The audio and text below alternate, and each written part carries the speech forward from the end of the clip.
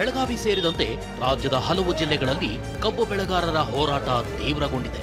ರೈತರ ಹೋರಾಟ ಕಾವು ಪಡಿತಾ ಇದ್ದಂತೆ ಎಚ್ಚೆತ್ತ ಸರ್ಕಾರ ಸಕ್ಕರೆ ಕಾರ್ಖಾನೆ ಮಾಲೀಕರ ಸಭೆ ಕರೆದಿದೆ. ಶುಕ್ರವಾರ ಬೆಳಗ್ಗೆ 11 ಗಂಟೆಗೆ ಸಭೆ ಕರೆಯಲಾಗಿದೆ ಅಂತ ಸಿಎಂ ಸಿದ್ದರಾಮಯ್ಯ ಮಾಹಿತಿ ನೀಡಿದ್ದಾರೆ. ಸಕ್ಕರೆ ಕಾರ್ಖಾನೆ ಮಾಲೀಕರ ಸಭೆ ಬಳಿಕ ಮಧ್ಯಾಹ್ನ 1 ಗಂಟೆಗೆ ರೈತ ಮುಖಂಡರ ಸಭೆ ಕರೆಯಲಾಗಿದೆ. ಬೆಳಗಾವಿ, ಹಾವೇರಿ, ಬಾಗಲಕೋಟೆ, ವಿಜಯಪುರ ರೈತರ ಜೊತೆ ಸಭೆ ನಡೆಸ್ತೀನಿ ಅಂತ ಸಿಎಂ ಹೇಳಿದ್ದಾರೆ. ನಾಳೆ 11 ಗಂಟೆಗೆ ರಾಜ್ಯದ ಎಲ್ಲ ಸಕ್ಕರೆ ಕಾರ್ಖಾನೆಗಳ ಮಾಲೀಕರ ಜೊತೆ ಸಭೆ ನಡೆಸ್ತಾ ಇದ್ದೀವಿ. ಇಲ್ಲಿ ಬೆಂಗಳೂರಿನಲ್ಲಿ ಇಲ್ಲೇ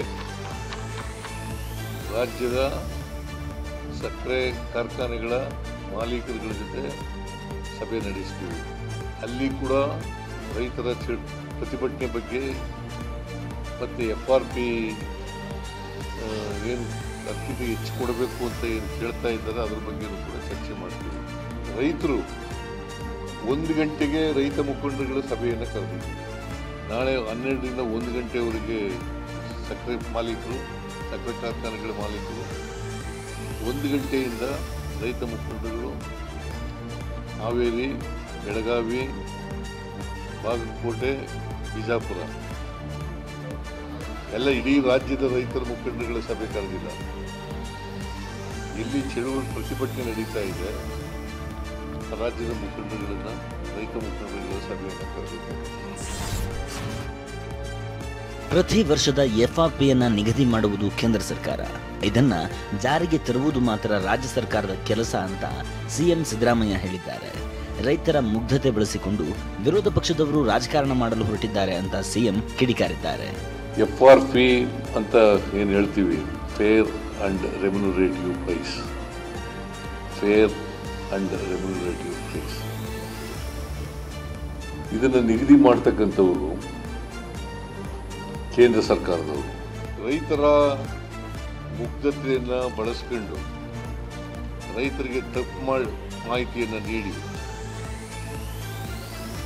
ಕೇಂದ್ರ ಸರ್ಕಾರದ ಜವಾಬ್ದಾರಿ ಇದ್ರೂ ಕೂಡ, ಹೆಚ್ಚಾಗಿ ಕೇಂದ್ರ ಸರ್ಕಾರದ ಜವಾಬ್ದಾರಿ ಇದ್ರೂ ಕೂಡ ವಿರೋಧ ಪಕ್ಷದವರು ರಾಜಕಾರಣ ಮಾಡಲಿಕ್ಕೆ ಹೊರಟಿದ್ದಾರೆ. ಇನ್ನು ಪ್ರಧಾನಿ ನರೇಂದ್ರ ಮೋದಿಗೆ ಪತ್ರ ಬರೆದಿರುವ ಸಿದ್ದರಾಮಯ್ಯ ಭೇಟಿಗೆ ಅವಕಾಶ ಕೇಳಿದ್ದಾರೆ. ಉತ್ತರ ಕರ್ನಾಟಕ ಭಾಗದ ರೈತರಿಗೆ ಸಮಸ್ಯೆಯಾಗಿದೆ. ಬೆಳಗಾವಿ, ಬಾಗಲಕೋಟೆ, ವಿಜಯಪುರ, ಬೀದರ್ ಜಿಲ್ಲೆ, ಗದಗ, ಧಾರವಾಡ ಮತ್ತು ಹಾವೇರಿ ಜಿಲ್ಲೆಯಲ್ಲಿ ಪ್ರತಿಭಟನೆ ನಡೀತಿದೆ. ಹೀಗಾಗಿ ರೈತರ ಸಮಸ್ಯೆ ಬಗ್ಗೆ ಚರ್ಚಿಸಲು ತುರ್ತು ಅವಕಾಶ ಕೊಡಿ ಅಂತ ಸಿಎಂ ಪತ್ರ ಬರೆದಿದ್ದಾರೆ. ಬೆಂಗಳೂರಿನಲ್ಲಿ ಸಿಎಂ ಸಿದ್ದರಾಮಯ್ಯ ರೈತರು ಮತ್ತು ಸಕ್ಕರೆ ಕಾರ್ಖಾನೆಗಳ ಮಾಲೀಕರ ಸಭೆ ಕರೆಯುವುದಾಗಿ ತಿಳಿಸಿದ್ದಾರೆ. ಅತ್ತ ಸಕ್ಕರೆ ಸಚಿವ ಶಿವಾನಂದ ಪಾಟೀಲ್ ಬೆಳಗಾವಿಗೆ ದೌಡಾಯಿಸಿದರು. ಬೆಳಗಾವಿ ಜಿಲ್ಲಾಧಿಕಾರಿ ಮೊಹಮ್ಮದ್ ರೋಷನ್ ಜೊತೆ ಸಭೆ ನಡೆಸಿದರು. ಅಷ್ಟೇ ಅಲ್ಲ, ಸಿಎಂಗೆ ಕರೆ ಮಾಡಿ ಸಭೆಯ ಮಾಹಿತಿ ಕೊಟ್ಟರು. ಬಳಿಕ ರೈತರು ಪ್ರತಿಭಟನೆ ನಡೆಸುತ್ತಿದ್ದ ಜಾಗಕ್ಕೆ ತೆರಳಿ 2 ದಿನ ಸಮಯ ಕೊಡುವಂತೆ ಕೇಳಿದ್ರು. ಆಗ ರೈತರು ಮತ್ತಷ್ಟು ಆಕ್ರೋಶಗೊಂಡು ಘೋಷಣೆ ಕೂಗಿದ್ರು. ಸಕ್ಕರೆ ಸಚಿವರ ಕಾರಿನ ಮೇಲೆ ಚಪ್ಪಲಿ ಮತ್ತು ನೀರಿನ ಬಾಟಲ್ ಎಸೆದು ಘೆರಾವ್ ಹಾಕಿದ್ರು. ರೈತರ ಜೊತೆ ಮಾತುಕತೆ ನಡೆಸಿದ ಶಿವಾನಂದ ಪಾಟೀಲ್ ಸರ್ಕಾರ ಬೇಡಿಕೆ ಈಡೇರಿಸುತ್ತೆ, 2 ದಿನ ಸಮಯ ನೀಡಿ ಅಂದ್ರು. ಸಕ್ಕರೆ ಕಾರ್ಖಾನೆ ಮಾಲೀಕರ ಜೊತೆ ಶುಕ್ರವಾರ ಸಿಎಂ ಸಭೆ ನಡೆಸಿ ಅಂತಿಮ ನಿರ್ಧಾರ ಕೈಗೊಳ್ಳುತ್ತಾರೆ ಅಂತ ಹೇಳಿದ್ರು. ಸಿಎಂ ಅವರು ನನಗೇನು ಸಂದೇಶ ಹೇಳಿದ್ದಾರೆ ಅದನ್ನು ನಿಮಗೆ ಹೇಳಬೇಕಿದ್ದು ನನ್ನ ಕರ್ತವ್ಯ. ಇವತ್ತು 1 ದಿವಸದಲ್ಲಿ ಹೋಗಿ ವಿನಂತಿ ಮಾಡ್ಕೊಂಡು ಬಾ, 2 ದಿವಸದಲ್ಲಿ ನಾವು ಬಗೆಹರಿಸೋಣ, ಏನಾರೇ ಮಾಡಿ ಬಗೆಹರಿಸ್ತೀವಿ, ದಯಮಾಡಿ ಅವರಲ್ಲಿ ಒಂದು ಸಮಯ ಕೇಳ್ಕೋ. ಸಮಯಾವಕಾಶ ಕೇಳಿದ ಸರ್ಕಾರಕ್ಕೆ ಸ್ಪಂದಿಸಿದ ರೈತರು ಮತ್ತೊಂದು ದಿನ ಡೆಡ್ಲೈನ್ ನೀಡಿದ್ದಾರೆ. ಶುಕ್ರವಾರ ಸಂಜೆ 7 ಗಂಟೆವರೆಗೆ ಕಾಲಾವಕಾಶ ನೀಡಿದ್ದಾರೆ. ಗುರುವಾರ ಸಂಜೆ 7 ಗಂಟೆಗೆ ಡೆಡ್ಲೈನ್ ನೀಡಿದ ರೈತರು ಶುಕ್ರವಾರ ರಾಷ್ಟ್ರೀಯ ಹೆದ್ದಾರಿ ತಡೆಗೆ ಪ್ಲಾನ್ ಮಾಡಿದ್ರು. ಆದರೆ ಶುಕ್ರವಾರ ಸಿಎಂ ಸಭೆ ಕರೆದಿರೋ ಹಿನ್ನೆಲೆಯಲ್ಲಿ ಹೆದ್ದಾರಿ ಬಂದ್ ನಿರ್ಧಾರವನ್ನ ಮುಂದೂಡಿದ್ದಾರೆ. 2 ದಿನ ಕಾದು ನೋಡಿ ಹೆದ್ದಾರಿ ಬಂದ್ಗೆ ನಿರ್ಧರಿಸಿದ್ದಾರೆ. ಭಾನುವಾರ ಹೆದ್ದಾರಿ ಬಂದ್ ಮಾಡುವ ಸಾಧ್ಯತೆ ಇದೆ. ಇವತ್ತ ನಾಳೆ 1 ದಿವಸ ಅವಕಾಶ ಕೊಡ್ತು. ನಾಳೆ ಎಂತ ಪ್ರಸಂಗ ಬಂದೈತಂದ್ರು ನೀವು ಎಬ್ಬಿಸ್ಬೇಕ. ಏನಾದ್ರೂ ಎಬ್ಬಿಸ್ಲಿಲ್ಲ ಅಂತಂದ್ರ ಇಡೀ ನಾಳೆಲ್ಲ ನಾಡ್ದ ಅಚ್ಚಿ ನಾಡ್ದ 1 ಕೋಟಿ ಜನ ಇವತ್ತು ನಾವು ರಾಷ್ಟ್ರೀಯ ಹೆದ್ದಾರಿಗೆ ವಿನಂತಿ ಮಾಡ್ಕೊಂಡಿರಿ. ಅಂದ್ರೆ ನಮಗೊಂದು ಸರ್ಕಾರಕ್ಕೆ ಗೌರವ ಕೊಟ್ಟ ಇವತ್ತ ನಮಗೆ ನಾಳೆ 1 ದಿವಸ ಅವಕಾಶ ಕೊಡಬೇಕು. ನಾಳೆ ಏನಾದ್ರೂ ಬಗೆಹರಿಸಲಿಲ್ಲ ಅಂತಂದ್ರ 10 ಪಟ್ಟು ಮತ್ತೆ ಬೇರೆ ಕಾರ್ಯಕ್ರಮ ಮಾಡಿ ಸರ್ಕಾರ ಮಾಡಿ ಸರ್ಕಾರ ಉಳಿತಕ್ಕಂಥ ಕೂಡ ಸಂದರ್ಭದಲ್ಲಿ ಇವತ್ತು ಜನಾಂದೋಲನ ಕಾರ್ಯಕ್ರಮ ಇಟ್ಟಿದ್ದು ಇನ್ನು ಕರವೇ ಸಂಘಟನೆ ಶುಕ್ರವಾರ ಬೆಳಗಾವಿ ಬಂದ್ಗೆ ಕರೆ ನೀಡಿದೆ. ಸರ್ಕಾರಿ ಸ್ಥಳಗಳಲ್ಲಿ ಕಾರ್ಯಕ್ರಮಕ್ಕೆ ಅನುಮತಿ ಕಡ್ಡಾಯ ಅಂದಿದ್ದ ಸರ್ಕಾರದ ಆದೇಶಕ್ಕೆ ಹೈಕೋರ್ಟ್ ಏಕಸದಸ್ಯ ಪೀಠ ತಡೆ ನೀಡಿತು. ಹೈಕೋರ್ಟ್ ಏಕಸದಸ್ಯ ಪೀಠದ ತಡೆಯಾಜ್ಞೆ ಪ್ರಶ್ನಿಸಿದ ಸರ್ಕಾರ ವಿಭಾಗೀಯ ಪೀಠಕ್ಕೆ ಮೇಲ್ಮನವಿ ಸಲ್ಲಿಸಿತು. ಆದರೆ ಏಕಸದಸ್ಯ ಪೀಠದ ಆದೇಶಕ್ಕೆ ತಡೆ ನೀಡಲು ವಿಭಾಗೀಯ ಪೀಠ ನಿರಾಕರಿಸಿದೆ. ಸರ್ಕಾರದ ಮೇಲ್ಮನವಿ ಅರ್ಜಿಯನ್ನ ಹೈಕೋರ್ಟ್ ವಿಭಾಗೀಯ ಪೀಠ ವಜಾಗೊಳಿಸಿದೆ. ಅಲ್ಲದೆ ತಡೆ ತೆರವಿಗೆ ಏಕಸದಸ್ಯ ಪೀಠಕ್ಕೆ ಅರ್ಜಿ ಸಲ್ಲಿಸಲು ಸರ್ಕಾರಕ್ಕೆ ಸೂಚನೆ ನೀಡಿದೆ. ಈ ಬಗ್ಗೆ ಪ್ರತಿಕ್ರಿಯೆ ನೀಡಿದ ಡಿಸಿಎಂ ಡಿಕೆ ಶಿವಕುಮಾರ್, ಈ ಆದೇಶದಿಂದ ಸರ್ಕಾರಕ್ಕೆ ಹಿನ್ನಡೆಯಾಗಿಲ್ಲ, ಈ ಬಗ್ಗೆ ನಮ್ಮ ಲೀಗಲ್ ಟೀಮ್ ನೋಡ್ಕೊಳ್ಳುತ್ತೆ ಅಂದಿದ್ದಾರೆ. ಸರ್ಕಾರಕ್ಕೆ ಹಿನ್ನಡೆ ಅಂತ ಏನಿಲ್ಲ, ಸರ್ಕಾರಕ್ಕೆ ಅದನ್ನು ಕೂತ್ಕೊಂಡು ನಮ್ಮ ಲೀಗಲ್ ಟೀಮ್ ಮಾತಾಡ್ತಾರೆ ಏನು ಕತೆ ಏನು. ಮತ್ತೆ ನೀವು ಸಿಂಗಲ್ ಬೆಂಚ್ ಯಾವ ಸ್ಟೇ ಕೊಟ್ಟಿತ್ತು ಅದೇ ಬೆಂಚ್ಗೆ ಹೋಗಿ ಅಂತ ಹೇಳಿದ್ರು. ನಾವು ಕೋರ್ಟ್ಗೂ ಗೌರವ ಕೊಡದೇ ಇದ್ದೀವ, ಕೋರ್ಟ್ಗೆ ಯಾವಾಗಲೂ ಗೌರವ ಕೊಟ್ಕೊಂಡೇ ಇದ್ದೀವಿ. ನಾವು ಮಾಡೋದು ಬೆಂಗಳೂರು ನಗರದ ಶಾಲೆಗಳಿಗೆ ಇಮೇಲ್ ಮಾಡೋ ಮೂಲಕ ಬಾಂಬ್ ಸ್ಫೋಟಿಸುವ ಬೆದರಿಕೆ ಸಂದೇಶವನ್ನ ಕಳಿಸ್ತಾ ಇದ್ದ ಮಹಿಳೆಯನ್ನ ಬೆಂಗಳೂರು ಉತ್ತರ ವಿಭಾಗದ ಸೈಬರ್ ಕ್ರೈಂ ಪೊಲೀಸರು ಬಂಧಿಸಿದ್ದಾರೆ. ಗುಜರಾತ್ ಮೂಲದ ಸಾಫ್ಟ್ವೇರ್ ಎಂಜಿನಿಯರ್ ರೆನೆ ಜೋಶಿಲ್ಡಾ ಬಂಧಿತ ಮಹಿಳೆ. ವಿಚಾರಣೆ ವೇಳೆ ಪ್ರೀತಿಸುತ್ತಿದ್ದ ಯುವಕನನ್ನ ಸಿಲುಕಿಸುವ ಉದ್ದೇಶದಿಂದಾಗಿ ರೆನೆ ಜೋಶಿಲ್ಡಾ ಶಾಲೆಗಳಿಗೆ ಬಾಂಬ್ ಬೆದರಿಕೆ ಸಂದೇಶವನ್ನ ಕಳುಹಿಸಿದ್ಲು ಅನ್ನೋದು ಗೊತ್ತಾಗಿದೆ. ಡೆಲಾಯ್ಟ್ ಹೆಸರಿನ ಕಂಪನಿಯಲ್ಲಿ ರೋಬೋಟಿಕ್ ಎಂಜಿನಿಯರ್ ಆಗಿದ್ದ ರೆನೆ ಜೋಶಿಲ್ಡಾ ಪ್ರಭಾಕರ್ ಎಂಬಾತನನ್ನ ಪ್ರೀತಿ ಮಾಡ್ತಾ ಇದ್ಲು. ಆದ್ರೆ ಫೆಬ್ರವರಿಯಲ್ಲಿ ಪ್ರಭಾಕರ್ ಬೇರೆ ಯುವತಿಯನ್ನ ಮದುವೆಯಾಗಿದ್ದ. ಇದರಿಂದ ಮನನೊಂದ ರೆನೆ ಪ್ರಭಾಕರ್ನನ್ನ ಸಿಲುಕಿಸಲು ಆತನ ಹೆಸರಿನಲ್ಲಿ ಇಮೇಲ್ ಮೂಲಕ ಬಾಂಬ್ ಬೆದರಿಕೆ ಸಂದೇಶವನ್ನ ಕಳುಹಿಸಿರುವುದು ಪತ್ತೆಯಾಗಿದೆ.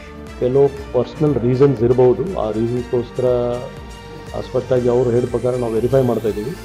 ಪರ್ಸನಲ್ ರೀಸನ್ಗೋಸ್ಕರ ಬೇರೆಯವ್ರ ಮೇಲೆ ಬರಲಿ ಅಂತ ಆ ಉದ್ದೇಶದಿಂದ ಇದು ಮಾಡಿದ್ದಾರೆ ಅವರು. ಅದು ಯಾವುದು ಏನೋ ಬೇರೆ ಇಂಟೆನ್ಷನ್ ಇಲ್ಲ. ಪರ್ಸನಲ್ ರೀಸನ್ಸ್ ಇಲ್ಲಿ ಮಾಡಿ ಬೇರೆ ತಲೆ ಮೇಲೆ ಹಾಕಲಿಕ್ಕೆ ಪ್ಲಾನ್. ರೆನೆ ವಿರುದ್ಧ ದೇಶದ ಹಲವೆಡೆ ಕೇಸ್ ದಾಖಲಾಗಿರುವುದು ಪತ್ತೆಯಾಗಿದೆ. ವಿಪಿಎನ್ ಬಳಸಿ ಗೇಟ್ ಕೋಡ್ ಎಂಬ ಅಪ್ಲಿಕೇಶನ್ ಮೂಲಕ ವರ್ಚುವಲ್ ಮೊಬೈಲ್ ನಂಬರ್ ಪಡೆದು ಕೃತ್ಯವನ್ನ ಎಸಗಿರುವುದು ಪತ್ತೆಯಾಗಿದೆ. ರೆನೆ ಜೋಶಿಲ್ಡಾ ಬೆಂಗಳೂರು ಅಷ್ಟೇ ಅಲ್ಲದೆ ಬೇರೆ ನಗರಗಳಿಗೂ ಬೆದರಿಕೆ ಸಂದೇಶವನ್ನ ಕಳುಹಿಸಿದ್ಲು. ಗುಜರಾತ್ನ 21 ಕಡೆ, ಚೆನ್ನೈ, ತೆಲಂಗಾಣ, ಪಂಜಾಬ್, ಮಧ್ಯಪ್ರದೇಶ, ಹರಿಯಾಣ ಸೇರಿದಂತೆ 11 ರಾಜ್ಯಗಳ ಶಾಲೆಗಳಿಗೆ ರೆನೆ ಬಾಂಬ್ ಸ್ಫೋಟಿಸುವ ಬೆದರಿಕೆ ಕಳುಹಿಸಿರುವುದು ತನಿಖೆ ವೇಳೆ ಪತ್ತೆಯಾಗಿದೆ. ಈವರೆಗೂ 150 ಕಳ್ಳತನ ಮಾಡಿರುವ 5 ಜಿಲ್ಲೆಗಳ ಪೊಲೀಸರಿಗೆ ಬೇಕಿದ್ದ ನಟೋರಿಯಸ್ ಕಳ್ಳ ಅಸ್ಲಾಂ ಪಾಷಾನನ್ನ ವಿದ್ಯಾರಣ್ಯಪುರ ಪೊಲೀಸರು ಬಂಧಿಸಿದ್ದಾರೆ. ಅಸ್ಲಾಂ ಪಾಷಾ ಎಂಥ ನಟೋರಿಯಸ್ ಮತ್ತು ಚಾಲಾಕಿ ಕಳ್ಳ ಅಂದ್ರೆ ಬೆಂಗಳೂರು ಗ್ರಾಮಾಂತರ, ಶಿವಮೊಗ್ಗ, ಹಾವೇರಿ, ದಾವಣಗೆರೆ ಜಿಲ್ಲೆಗಳಲ್ಲಿ ಮನೆಗಳತನ ಮಾಡಿದ್ದ. ಪ್ರತಿ ಬಾರಿಯೂ ಕದ್ದ ಮಾಲ್ನಲ್ಲಿ ದೇವರಿಗೆ ಪಾಲ್ ನೀಡುತ್ತಿದ್ದ. ಐನಾತಿ ಕಳ್ಳನಾಗಿದ್ದ ಅಸ್ಲಾಂ ಪಾಷಾ ಹಗಲಿನ ವೇಳೆ ಓಡಾಡ್ಕೊಂಡು ಐಷಾರಾಮಿ ಮನೆಗಳನ್ನ ಗುರುತು ಮಾಡ್ಕೊಳ್ತಿದ್ದ.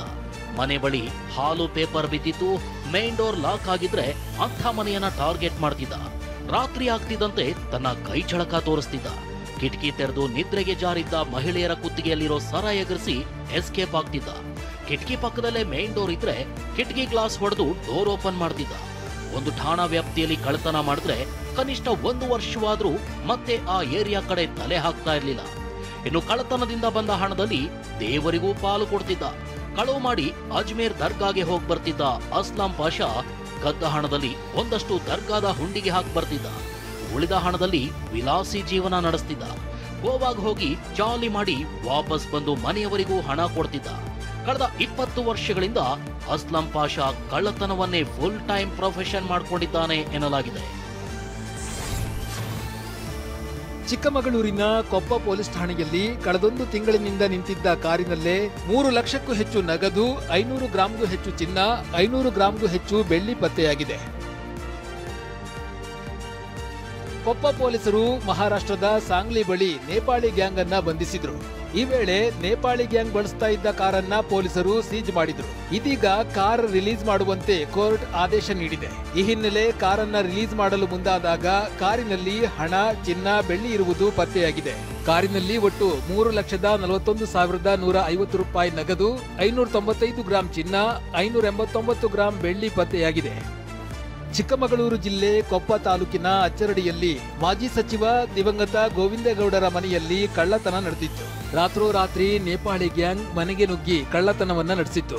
ಬಳಿಕ ಪರಾರಿಯಾಗಿದ್ದ ಗ್ಯಾಂಗ್ನ ಏಕೇಂದ್ರ, ಕರಮ್ ಸಿಂಗ್, ರಾಜೇಂದ್ರ ಶೇರ್ನನ್ನ ಪೊಲೀಸರು ಬಂಧಿಸಿದ್ರು.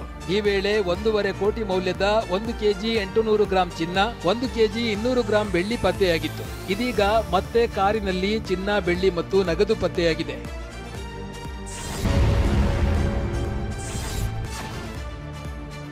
ಇಪಿಎಫ್ಒ ಸ್ಟಾಫ್ ಕ್ರೆಡಿಟ್ ಕೋಆಪರೇಟಿವ್ ಸೊಸೈಟಿಯಲ್ಲಿ ಕೋಟಿ ವಂಚನೆ ಆರೋಪ ಪ್ರಕರಣ ಸಂಬಂಧ ಆರೋಪಿಗಳಿಗೆ ಪೊಲೀಸರು ಶಾಕ್ ಕೊಟ್ಟಿದ್ದಾರೆ. ನ್ಯಾಯಾಲಯದಿಂದ ಸರ್ಚ್ ವಾರೆಂಟ್ ಪಡೆದು ಕಬ್ಬನ್ ಪಾರ್ಕ್ ಠಾಣೆ ಪೊಲೀಸರು ಆರೋಪಿಗಳ ಮನೆ ಮೇಲೆ ದಾಳಿ ನಡೆಸಿದ್ದಾರೆ. ಈ ವೇಳೆ ಚಿನ್ನಾಭರಣ, ನಗದು, ದಾಖಲೆ, ಹೂಡಿಕೆ ಪತ್ರಗಳು ಪತ್ತೆಯಾಗಿವೆ. ಇಪಿಎಫ್ಒ ಸ್ಟಾಫ್ ಕ್ರೆಡಿಟ್ ಕೋಆಪರೇಟಿವ್ ಸೊಸೈಟಿಯಲ್ಲಿ ಅಕೌಂಟೆಂಟ್ ಆಗಿದ್ದ ಜಗದೀಶ್ ಸಿಇಒಗಿಂತಲೂ ಅಧಿಕ ಆಸ್ತಿ ಗಳಿಸಿದ್ದಾನೆ. ಪ್ರಕರಣದಲ್ಲಿ ಸಿಇಒ ಗೋಪಿ ಮಾಸ್ಟರ್ ಮೈಂಡ್ ಎಂದುಕೊಂಡಿದ್ದ ಪೊಲೀಸರು ಜಗದೀಶನ ಆಸ್ತಿ ಕಂಡು ಶಾಕ್ ಆಗಿದ್ದಾರೆ. ಜಗದೀಶ್ 21,000 ಸಂಬಳವಿದ್ದರೂ ಕೋಟ್ಯಾಂತರ ಮೌಲ್ಯದ ಆಸ್ತಿ ಮಾಡಿದ್ದಾನೆ. ಪತ್ನಿ ಲಕ್ಷ್ಮಿ ಜೊತೆ ಸೇರಿ ಆರೋಪಿ ಜಗದೀಶ್ ವಂಚನೆಗಿಳಿದಿದ್ದ ಎನ್ನಲಾಗಿದೆ. ಪತ್ನಿ ಲಕ್ಷ್ಮಿ ಅಕೌಂಟ್ಗಳ ಸಂಪೂರ್ಣ ಜವಾಬ್ದಾರಿ ವಹಿಸಿಕೊಂಡಿದ್ದರು. ಬೇನಾಮಿ ಹೆಸರಲ್ಲಿ ಅಕೌಂಟ್ ಮಾಡಿ ಆರೋಪಿ ಹಣ ಹೊಡೆದಿದ್ದ. ಐಷಾರಾಮಿ ಕಾರು, ಮನೆ, ಫಾರ್ಮ್ ಹೌಸ್ ಮಾಡಿಕೊಂಡಿದ್ದ. ಇನ್ನು ಪೊಲೀಸರ ದಾಳಿ ವೇಳೆ ದಾಖಲಾತಿ ಮತ್ತು ಅರ್ಧ ಕೆಜಿ ಚಿನ್ನಾಭರಣ ಪತ್ತೆಯಾಗಿದೆ. ತಲೆಮರೆಸಿಕೊಂಡಿರುವ ಜಗದೀಶ್ಗಾಗಿ ಪೊಲೀಸರು ಹುಡುಕಾಟ ನಡೆಸಿದ್ದಾರೆ. ಇತ್ತ ವಂಚನೆ ಪ್ರಕರಣದ ತನಿಖೆಯನ್ನ ಸಿಐಡಿಗೆ ವರ್ಗಾವಣೆ ಮಾಡಲು ನಿರ್ಧರಿಸಲಾಗಿದೆ. ವಿಧಾನಸಭಾ ಚುನಾವಣೆಯ ಮೊದಲ ಹಂತದ ಮತದಾನ ನಡೆದಿದೆ.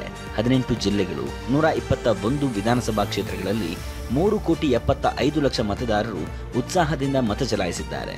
1,314 ಅಭ್ಯರ್ಥಿಗಳ ಭವಿಷ್ಯ ಮತಗಟ್ಟೆಗಳಲ್ಲಿ ಭದ್ರವಾಗಿದೆ. ಬಿಹಾರದಲ್ಲಿ 20 ವರ್ಷಗಳಲ್ಲೇ ದಾಖಲೆ ಪ್ರಮಾಣದ ಮತದಾನವಾಗಿದೆ. ಸಂಜೆ 7 ಗಂಟೆವರೆಗೆ 64.46% ಮತದಾನವಾಗಿದೆ ಎಂದು ವರದಿಯಾಗಿದೆ.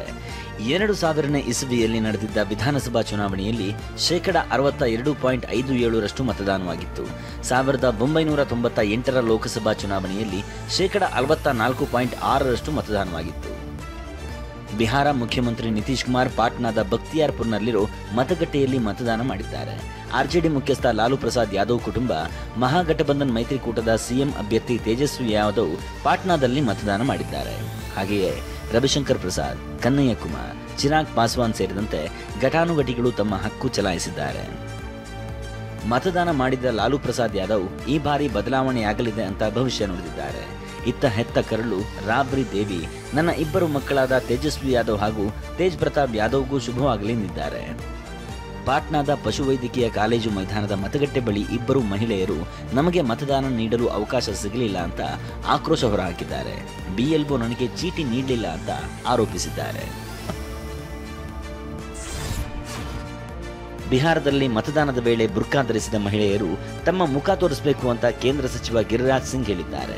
ಮತಗಟ್ಟೆ ಬಳಿ ಅಧಿಕಾರಿಗಳಿಗೆ ಅನುಮಾನ ಬಂದರೆ ಬುರ್ಕಾ ತೆಗೆದು ಮುಖ ತೋರಿಸಬೇಕು ಅಂದಿದ್ದಾರೆ. ಅಲ್ಲದೆ ಇದು ಪಾಕಿಸ್ತಾನವೋ ಬಾಂಗ್ಲಾದೇಶವೋ ಅಲ್ಲ, ಇದು ಜಾತ್ಯತೀತ ದೇಶ ಅಂದಿದ್ದಾರೆ. ಲಖೀಸರೆ ಕ್ಷೇತ್ರದಲ್ಲಿ ಉಪಮುಖ್ಯಮಂತ್ರಿ ವಿಜಯ್ ಕುಮಾರ್ ಸಿನ್ಹಾ ಅವರ ಕಾರಿಗೆ ಮುತ್ತಿಗೆ ಹಾಕಲಾಗಿದೆ. ಆರ್ಜೆಡಿ ಬೆಂಬಲಿಗರು ಚಪ್ಪಲಿ ಎಸೆದು ಮುರ್ದಾಬಾದ್ ಅಂತ ಘೋಷಣೆ ಕೂಗಿದ್ದಾರೆ. ಇದಕ್ಕೆ ಕೆರಳಿ ಕೆಂಡವಾದ ವಿಜಯ್ ಕುಮಾರ್ ಸಿನ್ಹಾ ನಮ್ಮ ಸರ್ಕಾರ ಮತ್ತೆ ಅಧಿಕಾರಕ್ಕೆ ಬರುತ್ತೆ, ನಿಮ್ಮ ಮೇಲೆ ಬುಲ್ಡೋಸರ್ ಹತ್ತಿಸುತ್ತೇವೆ ಅಂತ ವಾರ್ನಿಂಗ್ ನೀಡಿದ್ದಾರೆ. गुंडा राजद का है और सत्ता में आ रही एनडीए से छाती पर बुलडोजर चलेगा। ये गुंडा देख रहे हैं, गांव घूमने नहीं देगा उम्मीदवार। जीत रहे हैं विजय सिन्हा जीत रहा है। ಹರಿಯಾಣದಲ್ಲಿ 25 ಲಕ್ಷ ಮತಗಳ್ಳತನ ನಡೆದಿದೆ ಅಂತ ಕಾಂಗ್ರೆಸ್ ನಾಯಕ ರಾಹುಲ್ ಗಾಂಧಿ ಬಾಂಬ್ ಸ್ಫೋಟಿಸಿದ್ದಾರೆ. ಬ್ರೆಜಿಲ್ ಮೂಲದ ಮಾಡೆಲ್ ಲಾರೆನ್ಸಾ 22 ಕಡೆ ವೋಟ್ ಮಾಡಿದ್ದಾರೆ ಅಂತ ರಾಹುಲ್ ಗಾಂಧಿ ಗಂಭೀರ ಆರೋಪ ಮಾಡಿದ್ರು. ಇದೀಗ ರಾಹುಲ್ ಆರೋಪಕ್ಕೆ ಬ್ರೆಜಿಲ್ ರೂಪದರ್ಶಿ ಲಾರಿಸ್ಸಾ ಪ್ರತಿಕ್ರಿಯೆ ನೀಡಿದ್ದಾರೆ. ಇದು ನನ್ನ ಹಳೆಯ ಫೋಟೋ ಅಂತ ಅಚ್ಚರಿ ವ್ಯಕ್ತಪಡಿಸಿದ್ದಾರೆ. ಪೋರ್ಚುಗೀಸ್ ಭಾಷೆಯಲ್ಲಿ ವಿಡಿಯೋ ಮೂಲಕ ಪ್ರತಿಕ್ರಿಯೆ ನೀಡಿರುವ ಲಾರಿಸ್ಸಾ, ಇದು ನನ್ನ ಹಳೆಯ ಫೋಟೋ, ಭಾರತದ ಚುನಾವಣೆಯಂತಹ ಗಂಭೀರ ವಿಷಯದಲ್ಲಿ ನನ್ನ ಫೋಟೋ ಹೇಗೆ ಬಳಕೆಯಾಗಿದೆ ಎಂಬುದು ನನಗೆ ನಿಜವಾಗಿಯೂ ಅಚ್ಚರಿಯಾಗಿದೆ ಅಂತ ಹೇಳಿಕೆ ನೀಡಿದ್ದಾರೆ. ಆಧಾರ್ ಕಾರ್ಡ್ಗಳಿಗೆ ಉದ್ಧಾರ ಹಲೋ ನಗಿ. ಪಶ್ಚಿಮ ಬಂಗಾಳದ ಬುರ್ದುವಾನ್ ಜಿಲ್ಲೆಯ ಕೆರೆಯೊಂದರಲ್ಲಿ 100 ಆಧಾರ್ ಕಾರ್ಡ್ಗಳು ಪತ್ತೆಯಾಗಿವೆ. ಬುರ್ದ್ವಾನ್ ಜಿಲ್ಲೆಯ ಲಲಿತ್ಪುರ ಬಳಿ ಇರುವ ಕೆರೆಯಲ್ಲಿ ಸ್ವಚ್ಛತಾ ಕಾರ್ಯ ನಡೆಸುವಾಗ ಆಧಾರ್ ಕಾರ್ಡ್ಗಳು ಪತ್ತೆಯಾಗಿವೆ. ಈ ಆಧಾರ್ ಕಾರ್ಡ್ಗಳನ್ನು ಬೃಹತ್ ಚೀಲವೊಂದರಲ್ಲಿ ಕಟ್ಟಿ ಕೆರೆಗೆ ಎಸೆಯಲಾಗಿತ್ತು ಎನ್ನಲಾಗಿದೆ.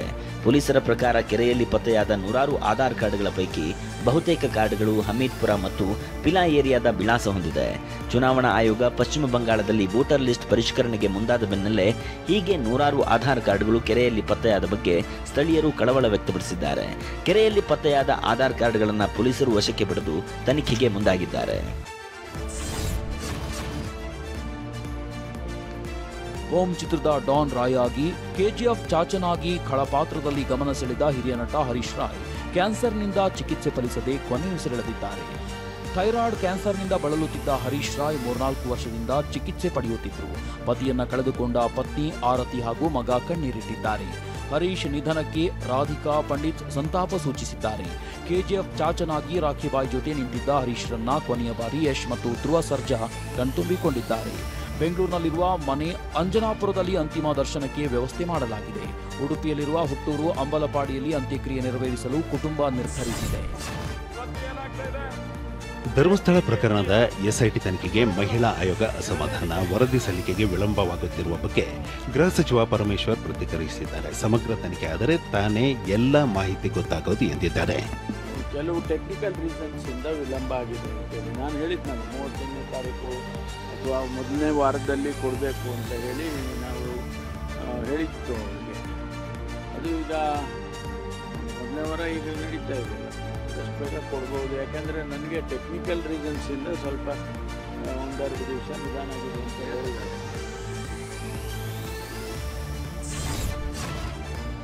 ತಿಂಡಿಪೊಟ್ಟಣದಲ್ಲಿ ಹಾವಿನ ತುಂಡು ಪತ್ತೆಯಾಗಿರುವ ಆರೋಪ ಕೇಳಿಬಂದಿದೆ. ಬಾಲಕಿಯೊಬ್ಬಳು ದಕ್ಷಿಣ ಕನ್ನಡ ಜಿಲ್ಲೆ ಬೆಳ್ತಂಗಡಿ ತಾಲೂಕಿನ ಸೋಮಂತಡ್ಕದಲ್ಲಿ ಜಂಕ್ ಫುಡ್ ಪೊಟ್ಟಣ ಖರೀದಿಸಿದ್ದಳು. ಪ್ಯಾಕೆಟ್ ಓಪನ್ ಮಾಡಿದ ವೇಳೆ ಹಾವಿನ ಮಾದರಿ ವಸ್ತು ಪತ್ತೆಯಾಗಿದೆ. ಕೂಡಲೇ ಅಲರ್ಟ್ ಆದ ಆರೋಗ್ಯ ಇಲಾಖೆ ತಿಂಡಿ ಮಾದರಿಯನ್ನ ಪರೀಕ್ಷೆಗೆ ಕಳುಹಿಸಿದೆ. ತಿಂಡಿ ತಿಂದ ಮಕ್ಕಳನ್ನ ಆರೋಗ್ಯ ತಪಾಸಣೆಗೆ ಒಳಪಡಿಸಲಾಗಿದೆ. ಸಾಲ ಪಡೆದ ವಂಚನೆ, ಅಕ್ರಮ ಹಣ ವರ್ಗಾವಣೆ ಆರೋಪದಲ್ಲಿ ಅನಿಲ್ ಅಂಬಾನಿಗೆ ಇಡಿ ಕಂಟಕ ಮುಂದುವರೆದಿದೆ. 17,000 ಕೋಟಿ ಸಾಲವ ಪಡೆದು ವಂಚಿಸಿದ ಆರೋಪದಲ್ಲಿ ಇಡಿಯಿಂದ 2ನೇ ಬಾರಿ ಸಮನ್ಸ್ ಜಾರಿಯಾಗಿದೆ. ನವೆಂಬರ್ 14ರಂದು ವಿಚಾರಣೆಗೆ ಹಾಜರಾಗುವಂತೆ ಇಡಿ ಸೂಚಿಸಿದೆ. ಐಸಿಸಿ ಮಹಿಳಾ ಏಕದಿನ ವಿಶ್ವಕಪ್ ಗೆದ್ದ ಭಾರತ ತಂಡವನ್ನ ಭೇಟಿಯಾಗಿ ಪ್ರಧಾನಿ ಮೋದಿ ಅಭಿನಂದಿಸಿದ್ದಾರೆ. ಪ್ರಧಾನಿ ನಿವಾಸದಲ್ಲಿ ನಡೆದ ಔತಣಕೂಟದಲ್ಲಿ ಮೋದಿ ವಿಶ್ವಕಪ್ ವಿಜೇತ ತಂಡದೊಂದಿಗೆ ಮಾತುಕತೆ ನಡೆಸಿದ್ದಾರೆ. ಈ ಡಿನ್ನರ್ ಪಾರ್ಟಿ ಕೆಲ ಹಾಸ್ಯಾಸ್ಪದ ಚರ್ಚೆಗೂ ಸಾಕ್ಷಿಯಾಯಿತು. ಚರ್ಚೆ ಮಧ್ಯೆ ಹರ್ಲಿನ್ ಕೌರ್ ಡಿಯೋಲ್ ಪ್ರಧಾನಿ ಮೋದಿ ಚರ್ಮದ ಕಾಂತಿ ರಹಸ್ಯದ ಬಗ್ಗೆ ಪ್ರಶ್ನೆ ಮಾಡಿದ್ದಾರೆ. ಇದಕ್ಕೆ ಮೋದಿ ನಗುತ್ತಾ, ನಾನು ಇದೆಲ್ಲದರ ಬಗ್ಗೆ ಗಮನ ಹರಿಸಿಲ್ಲ, ಇದೆಲ್ಲ ಜನರ ಆಶೀರ್ವಾದ ಅಂತ ಹೇಳಿದ್ದಾರೆ. सर मेरे को आपकी स्किन केयर रूटीन पूछना है. आप बहुत ग्लो करते हो सर.